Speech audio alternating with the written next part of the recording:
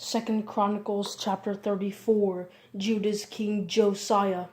Josiah was 8 years old when he became king and reigned 31 years in Jerusalem. He did what was right in the Lord's sight and walked in the ways of his ancestor David. He did not turn aside to the right or to the left. Josiah's reform. In the 8th year of his reign, while he was still a youth, Josiah began to seek the God of his ancestor David, and in the 12th year he began to cleanse Judah and Jerusalem of the high places, the Asherah poles, the carved images, and the cast images. Then in his presence and the altars of the Baals were torn down, and he chopped down the incense altars that were above them. He shattered the Asherah poles, the carved images, and the cast images, crushed them to dust, and scattered them over the graves of those who had sacrificed to them. He burned the bones of the priests on their altars, so he cleansed Judah and Jerusalem. He did the same in the cities of Manasseh, Ephraim, and Simeon, and as far as Naphtali and on their surrounding mountain shrines. He tore down the altars, and he smashed the Asherah poles and the carved images to powder. He chopped down all the incense altars throughout the land of Israel and returned to Jerusalem. Josiah's repair of the temple.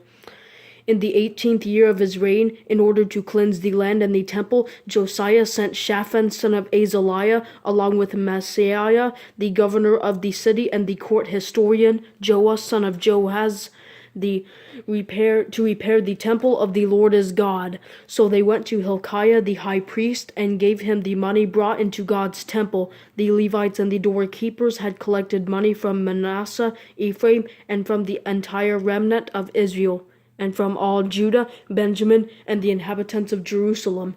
They put it into the hands of those doing the work, those who oversaw the Lord's temple. They gave it to the workmen who were working in the Lord's temple to repair and restore the temple. They gave it to the carpenters and builders, and also used it to buy quarried stone and timbers for joining and making beams for the buildings that Judah's kings had destroyed. The men were doing the work with integrity. Their overseers were Jahath and Obadiah, the Levites from the Merarites, and Zechariah and Meshullam from the Kohathites as supervisors. The Levites were all skilled with musical instruments. They were also over the porters and were supervising all those doing the work task by task. Some of the Levites were secretaries, officers, and gatekeepers. The recovery of the book of the law. When they brought out the money that had been deposited in the Lord's temple, Hilkiah the priest found the book of the law of the Lord written by the hand of Moses.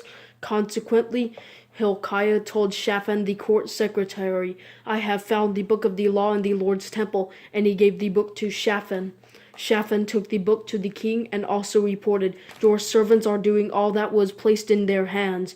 They have emptied out the money that was found in the Lord's temple and have put it into the hand of the overseers and the hand of those doing the work." Then Shaphan the court secretary told the king, "Hilkiah the priest gave me a book," and Shaphan read from it in the presence of the king. When the king heard the words of the law, he tore his clothes.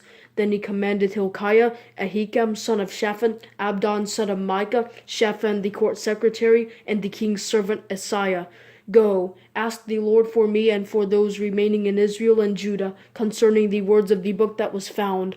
For great is the Lord's wrath that is poured out on us, because our fathers have not kept the word of the Lord in order to do everything written in this book." Huldah's prophecy of judgment.